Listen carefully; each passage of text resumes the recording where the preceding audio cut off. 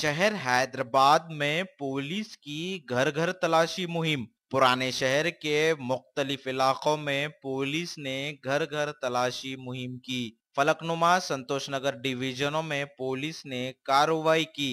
कई इलाकों में से पुलिस ने 40 से ज्यादा मुश्तबा अफराद को हिरासत में ले लिया। इन अफराद का ताल्लुक मुख्तलिफ रियासतों से बताया गया।